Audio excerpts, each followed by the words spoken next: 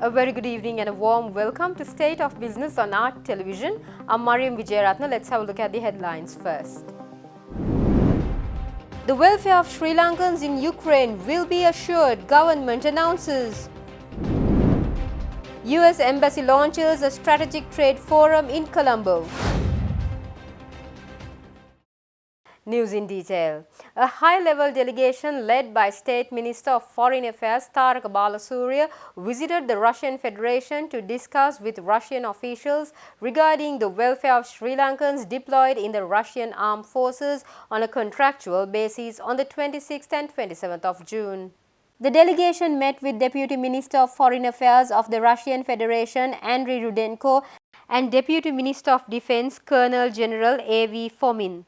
Their discussions focus on compensation for the 17 Sri Lankans who were killed in action, addressing the plight of uncontactable Sri Lankans, exploring voluntary returns and early contract terminations. Sri Lanka proposed the establishment of a joint working committee comprising officials from both countries to regularly address the issues and concerns of Sri Lankans in the Russian armed forces. The delegation included members of Parliament Dayasiri Jayasekara and Gamini Waleboda, Secretary to the Ministry of Defence General Kamal Gunaratne, and officials from the Embassy of Sri Lanka in the Russian Federation.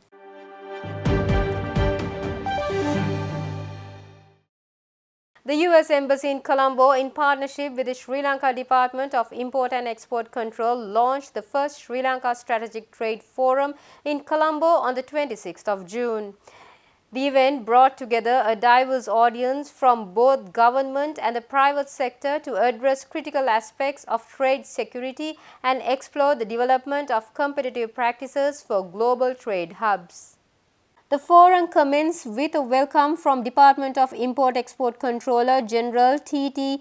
Upulmali Prematilaka. Trade regulators from Malaysia, the Philippines and Singapore showcased their national strategies for overseeing the trade and transshipment of strategic items. US Ambassador Julie Chung emphasized the balance necessary for robust trade, stating the challenge lies in achieving an equilibrium between enabling smooth trade and ensuring robust security measures. The forum also featured insight from Singapore's Centre for Trade Excellence and the US Department of Commerce, CRDF Global, McLaren's Maritime Academy, the Trade Finance Association of Bankers and the Hub Operators Association. Director General of Trade and Investment Policies at the Ministry of Finance, K.A. Vimalenthi Raja, was the chief guest at the event.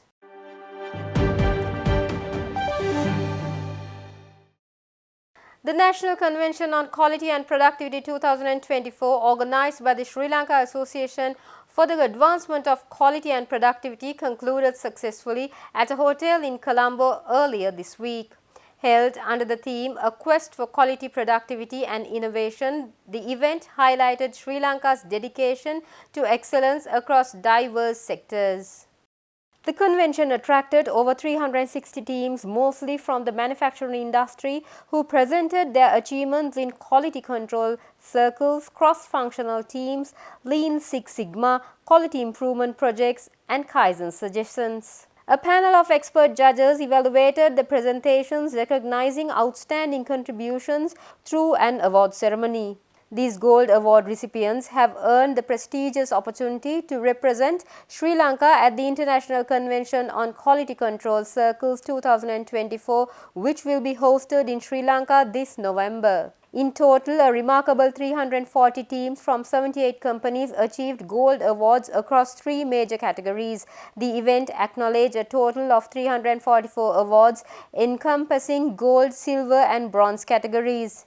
Many teams demonstrated how their quality improvement initiatives contribute to sustainable development goals and address climate action through waste reduction, resource optimization, and minimizing environmental impact.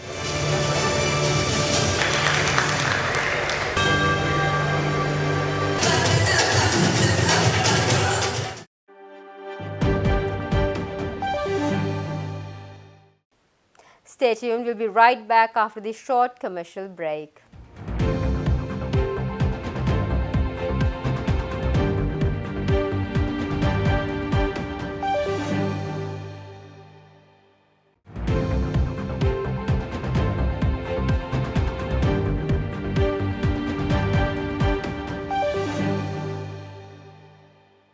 Welcome back after the break.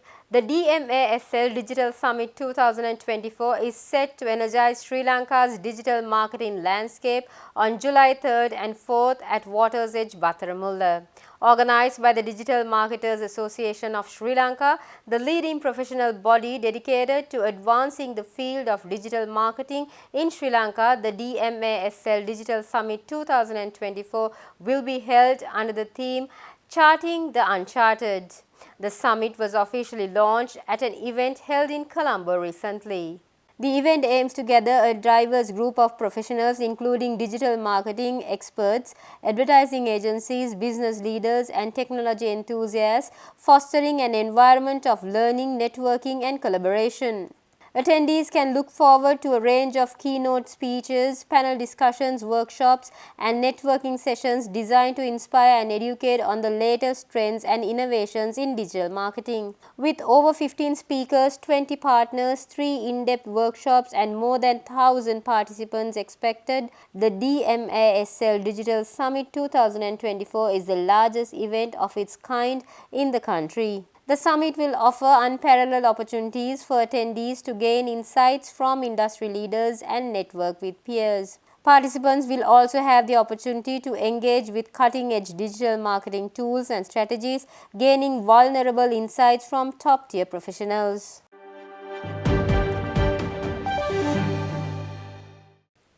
A group of experts, including the former chairman of the Board of Investments, Upul Jayasuriya, raised concerns and critiqued the proposed economic transformation bill in Parliament.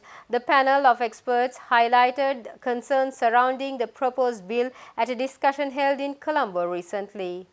The experts noted that the ETB appears to enshrine IMF proposals into binding law, potentially limiting Sri Lanka's economic sovereignty by closely mirroring fiscal policies recommended by the IMF. They criticized the introduction of new bureaucratic agencies without addressing fundamental structural inefficiencies, which could complicate the business environment rather than streamline it.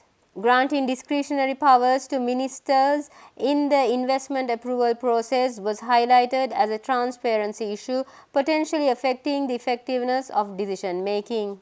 Concerns were raised about the sustainability of the proposed institutional structure, particularly regarding the allocation of funds and the absence of a clear transitional period for investors. While existing agreements are safeguarded under transitional provisions, operational details under the new Economic Commission were described as vague, adding to investor uncertainty. The experts pointed out that unpredictable tax regulations and frequent changes could undermine investor confidence and disrupt operational planning. The panel summarized their view of the ETB as untimely, unwise, unscientific, undoable, and undemocratic, reflecting broad skepticism about its potential impact and feasibility.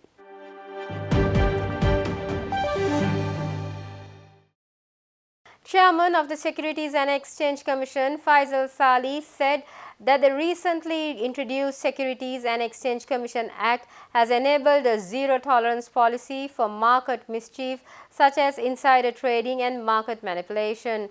The chairman of the SEC said this speaking at an event held in Colombo recently.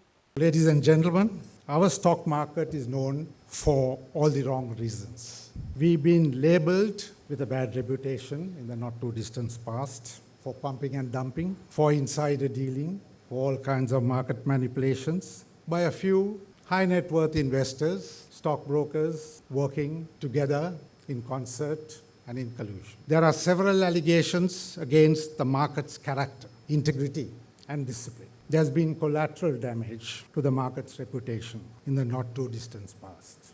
With the passing of the SEC's new act in 2021, we now have zero tolerance for prohibited market misconduct and offenses. We will not hesitate to book offenders without fear or favor, because that is our public interest responsibility.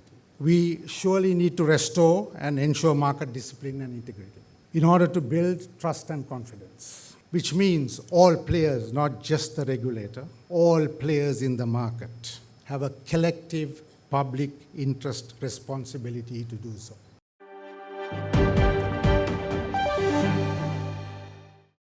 Stay tuned, we'll be right back with the stock updates.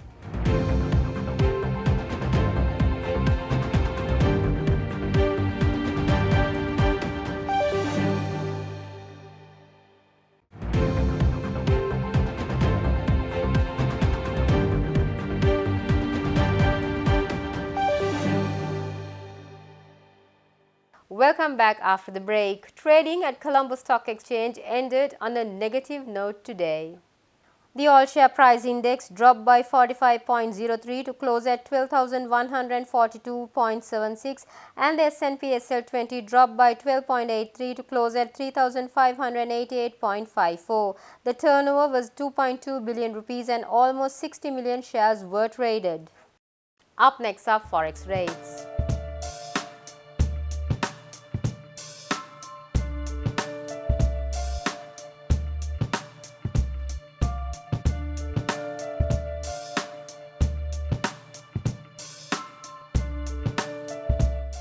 That's all we have for tonight. For this and more, subscribe to our channel on YouTube and follow us on Facebook. Have a great weekend. Take care. Good night.